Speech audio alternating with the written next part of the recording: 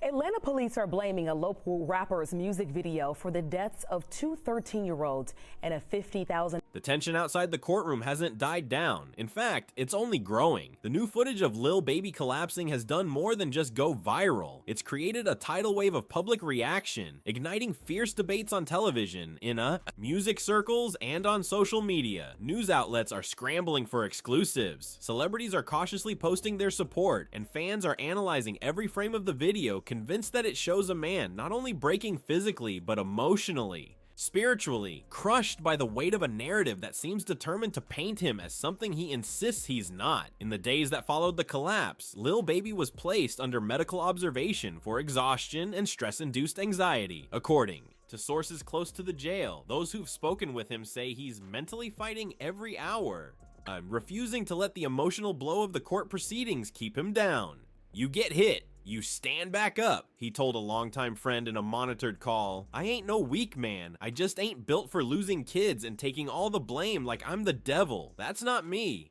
And his point strikes deep. The heart of this case isn't just about street beefs or secret messages. It's about the lives lost, especially those of two children whose names now ring through the courtroom with a heartbreaking echo. Jack Bod, Davis, and Lamont Freeman were just 13 years old, bright young boys with no connection to gangs. Just unfortunate enough to be caught in a war they didn't start. Prosecutors are arguing that the retaliation by alleged 4PF members was premeditated and that Lil Baby, through his influence and proximity to the crew, either endorsed or turned a blind eye to it. That accusation alone has split the hip-hop community down the middle. One major producer who worked with Lil Baby in the past described the situation as a gut punch. He shared, "We used to talk about building schools, giving back to the block, changing how people see us. He wasn't playing a role. He believed in it. To see him sitting in court with chains on his wrists, man, it's devastating." He should not have been. Lil Baby and his music video are also named in arrest warrants for the shooting deaths of 13-year-old Lamont Freeman and Jacody Davis. Police call them innocent victims. The shooting happened last summer at the Oakland City West End apartments on Peoples Street. Police describe this as gang violence escalated by that Lil Baby music video shoot. Investigators say members of the Goodfellas gang orchestrated that attack. Still, the narrative of guilt isn't easy to dismiss. Prosecutors have come forward with what they claim is overwhelming evidence. Message threads showing coordination before and after violent incidents, video of cars registered to 4PF affiliates, fleeing crime scenes, voice notes discussing targets, and even financial transactions linking music money to street ops. Each new revelation tightens the noose around Lil Baby's case, yet each also raises further questions. Is proximity the same as participation? Is fame being used as a weapon or a shield? Lil Baby's lawyers argue that his celebrity has made him a scapegoat. He's the easiest face to blame, one of his attorneys told the press. He's famous, he's successful, and he's from the streets. That combination makes him dangerous in the eyes of prosecutors who don't understand our culture. In response to the accusations of gang leadership, they point to his years of philanthropic work, donating thousands to local schools, organizing job fairs for ex-felons, speaking on panels about systemic injustice, and helping dozens of young men leave the streets and enter the workforce. Even those gestures, however, are being recontextualized by the prosecution, who argue that such efforts were merely a public-facing disguise for ongoing criminal activity. This back and forth has created a complex, emotionally charged trial that feels less like a court case and more like a battle over narrative. What does it mean to come from the streets and become successful? Can you ever really leave it behind? Or does your past always come back to collect? Through it all, Lil Baby continues to write. Sources from within the jail say he has filled over 10 notebooks with new lyrics. Some are direct and aggressive, others more philosophical and contemplative. He writes about his upbringing, about pain, betrayal, fatherhood, and the aching responsibility of being a role model in a world that expects perfection but gives you none of the tools to achieve it. In one leaked verse, he writes, "Every prayer from my grandma, I hold it like gold. They want me back in chains, but I never sold my soul." Is Lil Baby cowardless actions that led to these two 13-year-old kids losing their lives. Lamont Freeman was allowed to be a 13-year-old for 27 minutes before gang violence ultimately took his life. Gang violence that was orchestrated by adults in our city. And cowardly acts. I gave the hood a voice. They gave me a case. Now I talk to God behind this glass face to face. Fans who have heard snippets of the upcoming project. The prison tapes say the music feels different. Less about jewelry and success, more about the psychological cost of survival. The pain in his voice, even over poor quality jail recordings, cuts through like a razor. It's clear that this album, if released, could become one of the most important works of his career. Not because it'll top the charts, but because it will represent truth, raw, unfiltered, and drenched in everything he's going through right now. As the trial prepares for its next major phase, Lil Baby's team is bracing for more witness testimonies, potential plea deals for other 4PF members, and possibly more leaked recordings, but they remain hopeful. According to those close to him, Lil Baby has found unexpected strength in the support pouring in from fans and community leaders. This ain't just about Dominique anymore, said a youth center director in Atlanta that he helped fund. This is about how we treat people who try to rise above their beginnings. Are we helping them, or are we waiting for them to fall? The prosecutor's office has remained relatively silent in the media, only issuing statements through official court channels, but courtroom insiders report that they are confident, calm, and strategically unveiling evidence piece by piece. They are clearly building toward a finale that they hope will seal Lil Baby's fate. Whether that finale ends in a conviction or a stunning acquittal remains to be seen. What is undeniable is the emotional cost. Lil Baby's family is devastated. His children are being kept away from the media circus, but sources say he speaks to them often and tells them to stay strong, keep studying, and remember who daddy really is. Friends and collaborators who have visited him in jail describe him as clear-headed but emotionally shaken. He knows how bad this looks, said one visitor, but he's not giving up, not even close. There's a sense in the air that this story is bigger than one man, one gang, or even one city. It's become— Why should I get searched, right? So I spun back around. So everybody else spun back around me. We went towards Chelsea, West Side Highway, right? Hip hop police was so crazy, bro. Every car got pulled over simultaneously. Every car went a different direction. Every car got pulled over simultaneously. I got pulled over on the west side. My friends got pulled over here. They got pulled over here. They got hit. They're watching, bro. They're watching.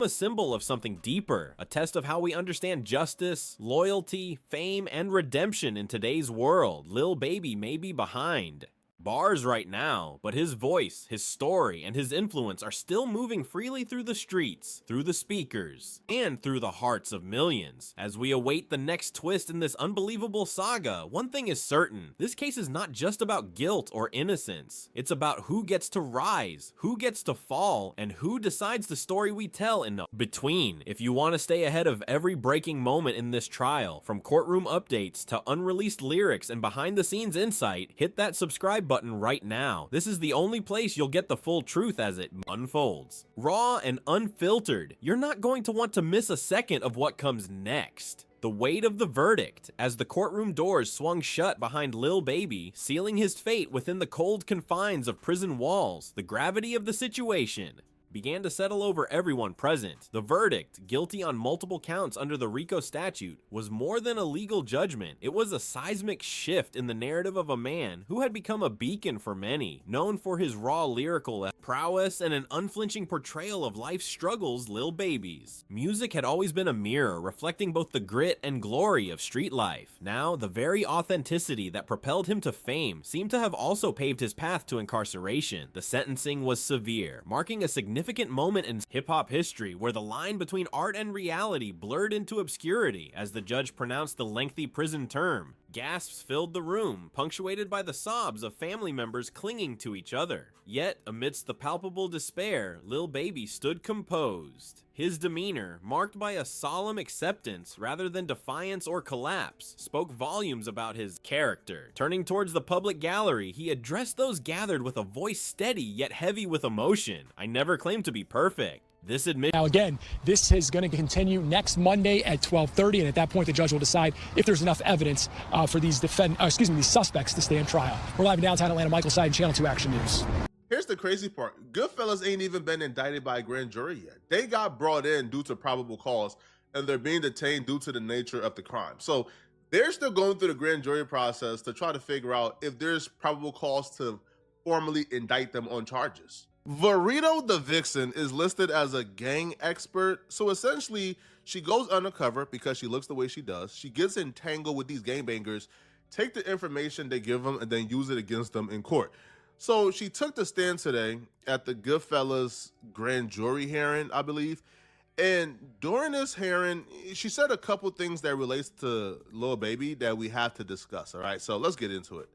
All right, and this investigation began with your looking at the certain Instagram page, and whose was that? Though simple, resonated deeply, acknowledging not just his flaws, but the humanity shared by all. His words carried a weight that transcended the immediate context of his trial. They were a poignant reminder of the complex interplay between personal accountability and societal structure, a theme recurrent in his music. By expressing regret for any pain caused and asserting his intent to uplift even as he climbed out of his own circumstances, Lil Baby underscored the dual nature of his journey, one of ambition entwined with adversity. The courtroom, usually a place of rigid formality, became momentarily transformed into a stage where truth and vulnerability took center stage, leaving an indelible mark on all who witnessed it. Thus, as the echoes of the gavel faded and the reality of his sentence set in, Lil Baby's words lingered in the air, a testament to his enduring spirit and the profound impact of his presence, both as an artist and as a human being facing the consequences of his choices.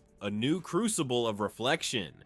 Behind the imposing steel doors of his new reality, Lil Baby embarked on a transformative journey unlike any he had experienced before. Prison, often seen merely as a punitive measure, became for him a crucible of introspection and self-discovery. Stripped of the material trappings of fame, from designer outfits to the adoration of crowds, he found himself clothed in the uniform anonymity of every other inmate. Yet this stark change in attire and status did not diminish his essence. Instead, it laid bare the core of who he truly was beyond the glitz and glamour. In the quiet solitude enforced by his confinement, Lil Baby turned to the prison library as a sanctuary for growth. Here, among the rows of books that ranged from ancient philosophy to modern spirituality, he immersed himself in the thoughts of great minds. Marcus Aurelius taught him stoic resilience. Malcolm X instilled a sense of purpose and identity, while the Quran offered reflections on peace and understanding.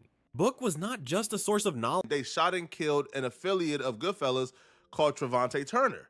And after they shot and killed Trevante Turner, Goodfellas spun back on 4PF, and when they shot up the neighborhood, they shot and killed the two 13-year-olds. So they're directly blaming Lil Baby for this. Authorities say a high-ranking member of the Goodfellas gang who was incarcerated orchestrated the attack using a smuggled cell phone. Following those instructions, the suspects opened fire at an apartment complex where the three young teens were gathered to celebrate Freeman's birthday. Police say they weren't the targets. Here's where things start getting interesting for Lil Baby. So Goodfellas got caught. They rounded up all the dusty ninjas who took the lives of these two precious little boys. These kids were innocent victims. So when we talk about the gang involvement, these two 13-year-olds and this 11-year-old, they didn't have a gang involvement. Those arrested were identified as Keontae Sanders, Richard Hollis, Reginald, but a tool for rebuilding his inner world, helping him forge a deeper connection with his spiritual self. This period of intense study was complemented by his interactions with a mentor who regularly visited him. During these sessions, Lil Baby articulated his evolving perspective on life and success. Out there, I was feeding the world, he confided, highlighting the external focus of his previous endeavors. Now I'm trying to feed myself, my mind, my soul. This shift from outward achievement to inward nourishment marked a pivotal transformation in his psyche. He realized that the relentless pace of his career had perhaps kept him from truly understanding himself, the person behind the lyrics, the persona, the public figure. Moreover, the constraints of prison life forced him to confront aspects of his personality and past actions that he might otherwise have avoided. It was here, away from the distractions and demands of fame, that Lil Baby could finally stop and really look in the mirror, examining not just his achievements, but also his missteps. This reflective process was crucial in shaping his current mindset, allowing him to view his incarceration not merely as a punishment, but as a necessary pause in his life's journey, a chance to recalibrate and refocus. Through these experiences, Lil Baby began to redefine what success meant to him. No longer was it solely about chart positions or accolades. It was increasingly about personal growth and the legacy of wisdom he could impart to others. His transformation Retaliation thus became not just a personal evolution, but a broader commentary on the potential for change and redemption, even in the most restrictive environments. This new chapter in his life, though born out of hardship, highlighted the resilience of the human spirit and its capacity to seek light in darkness. The unstoppable beat of creation, even within the daunting confines of his cell. Baby's creative spirit refused to be subdued, denied access to studio equipment and the vibrant energy of live performances. He adapted, finding solace and expression through the humble tools of pen and paper. And this was done in favor of the gang, right? So then they got the 4PF Nate murder under gang files.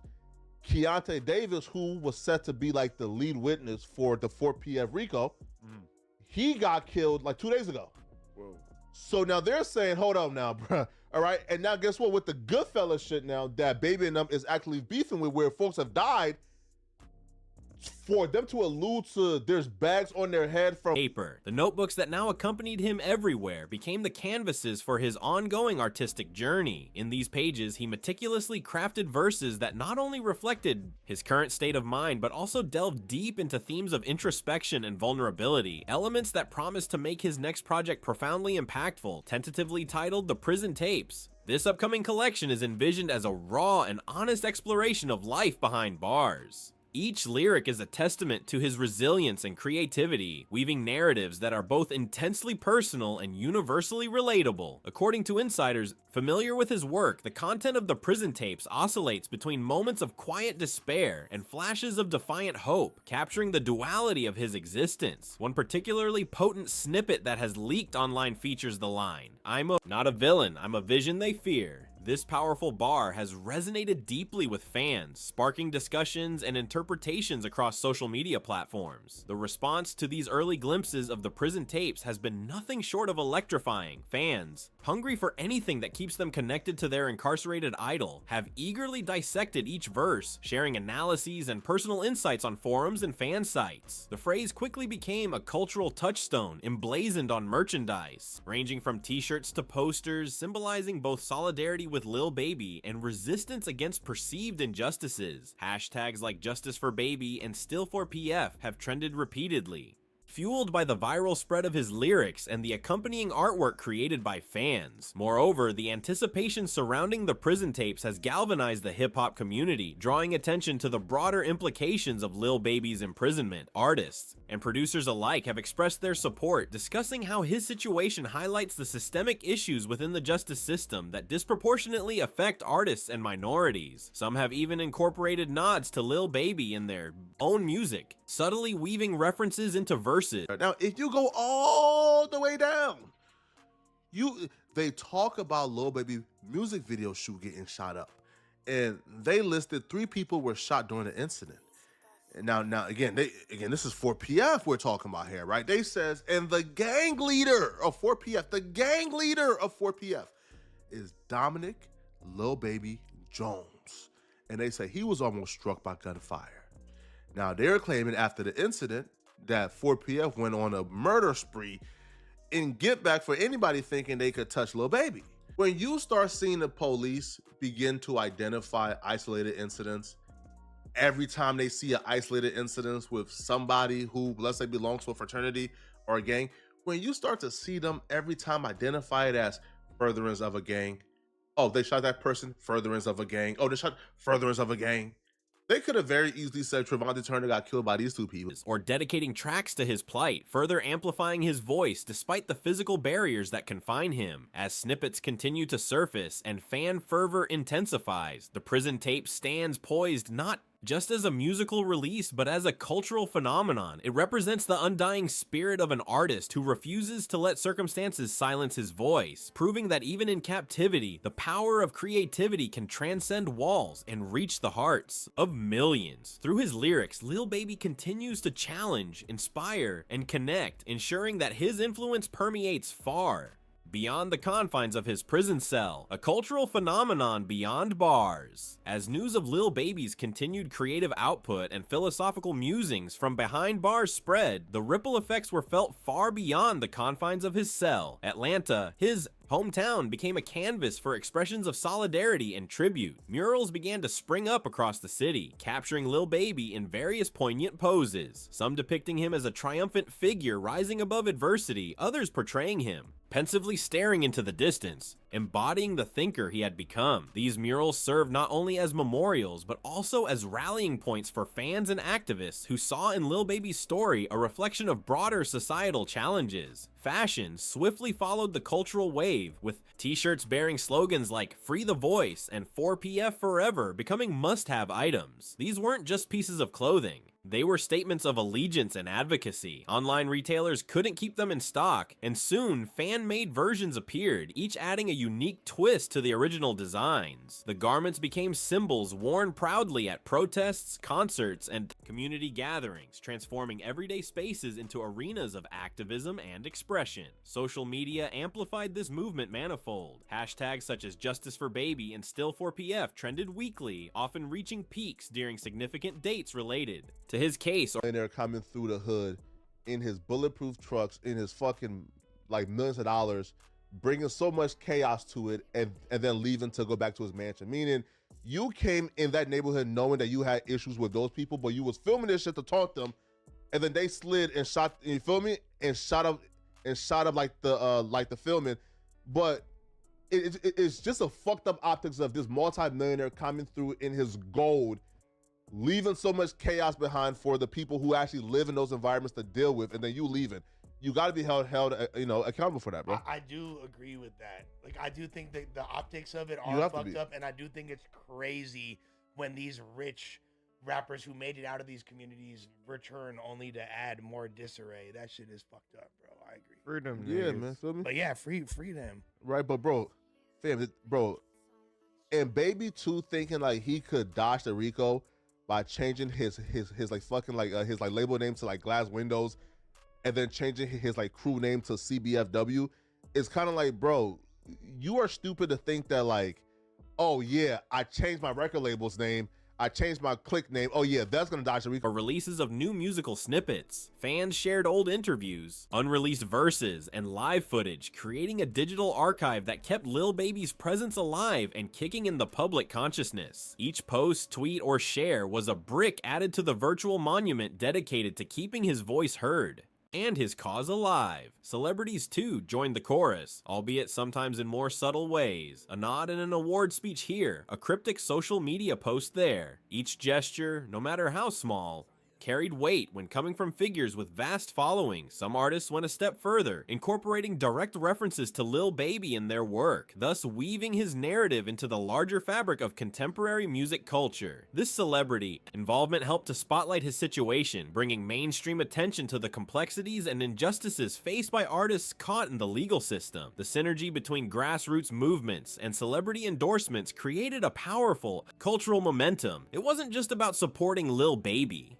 It was about questioning the systems that allowed such outcomes, advocating for reform, and celebrating the indomitable spirit of an artist who continued to create and inspire despite overwhelming odds. This widespread engagement illustrated how deeply Lil Baby's story resonated with people, transcending the boundaries of music fandom to touch on issues of justice, freedom, and the human right to express oneself. Navigating the legal labyrinth, as the cultural tide surged around Lil Baby, his legal team remained entrenched in the arduous battle to overturn or mitigate the harsh sentence handed down by the court. Their strategy hinged on several critical fronts, each aimed at unraveling the complex web of legal proceedings that had led to his conviction. Central to their appeal was the contention that key evidence had been misrepresented during the trial. According to the defense, crucial documents and testimonies had been either omitted or distorted, painting a skewed picture of Lil Baby's involvement in the alleged criminal activities. This misrepresentation, if they're about to play the call, but her conclusions and her interpretation is not the evidence.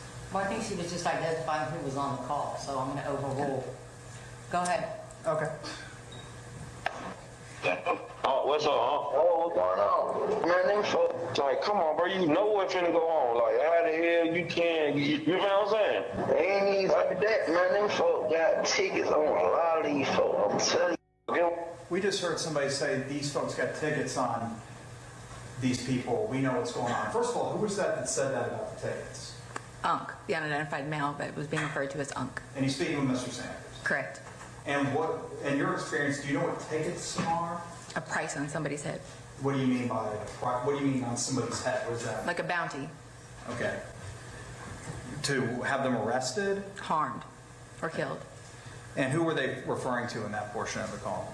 They were saying that they had heard that Dominique Jones. They argued fundamentally undermined the fairness of the trial. Furthermore, the legal team emphasized the lack of contextual consideration in the judicial process. They maintained that Lil Baby's background, his rise from poverty-stricken streets to a celebrated figure in the music industry, was essential to understanding his actions and intentions. The defense posited that without this context, the jury was deprived of a comprehensive view necessary to render a just verdict. This argument sought to highlight how systemic biases and preconceived notions about individuals from disadvantaged backgrounds often lead to disproportionate sentencing. Perhaps most poignantly, the appeals also focused on the untold story of Lil Baby's transformation. His journey from an aspiring rapper to a community-focused artist was presented as a narrative of redemption and positive influence, which the prosecution had largely overlooked. The defense underscored numerous instances where Lil Baby had used his platform to uplift and educate, arguing that these contributions warranted consideration in the sentencing phase. They urged the appellate court to recognize that his actions outside of the alleged crimes demonstrated a commitment to societal betterment, suggesting that the sentence should reflect not just the law broken, but the life changed. Each point raised in the appeal was meticulously documented and supported by affidavits, expert testimonies, and comparative case studies. The goal was clear: to construct a robust legal argument that not only challenged the procedural fairness of the original trial, but also sought to reframe Lil Baby's narrative in a light that recognized his efforts towards personal and communal transformation. As these legal maneuvers unfolded, they cast a spotlight on the broader issues within the justice system,